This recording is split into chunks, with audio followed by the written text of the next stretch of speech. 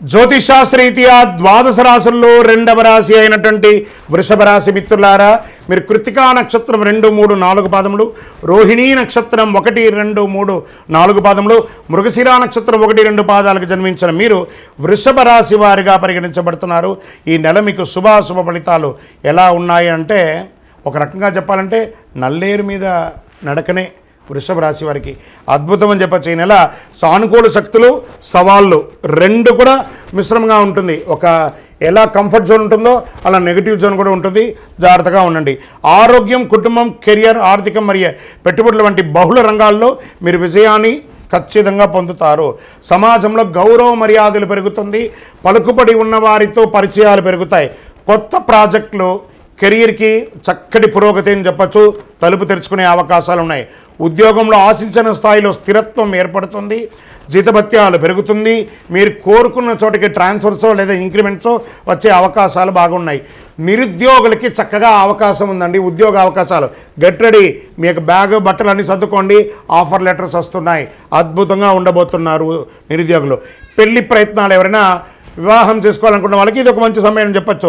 సంపన్న కుటుంబం నుండి స్త్రీ పురుషులు ఇరువురికి కూడా సంబంధం రెడీగా వస్తుంది.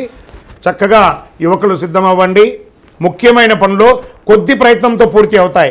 విద్యార్థులకు కొద్ది శ్రమ తప్పవచ్చు. ఉన్నత విద్య అభ్యసించే విద్యార్థులు మంచి ఫలితాన్ని పొందుతారు. షేర్ మార్కెట్ 60-40గా ఉంది. వ్యవసాయదారులకి బాగుంటుంది.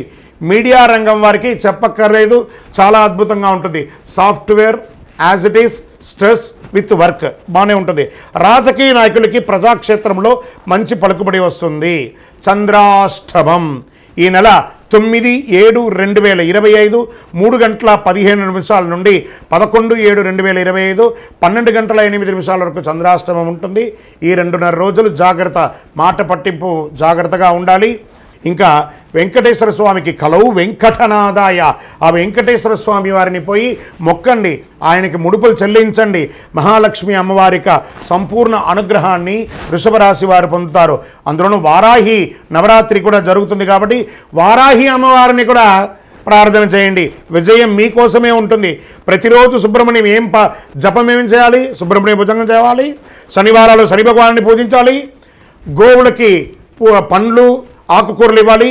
ఇంకను మీ వయస్సు ఎంత ఉందో అన్ని దీపాలను మీ ఇష్టదైవం కులదైవం దేవాలయంలో అన్ని సంఖ్యతో దీపం వేయాలి.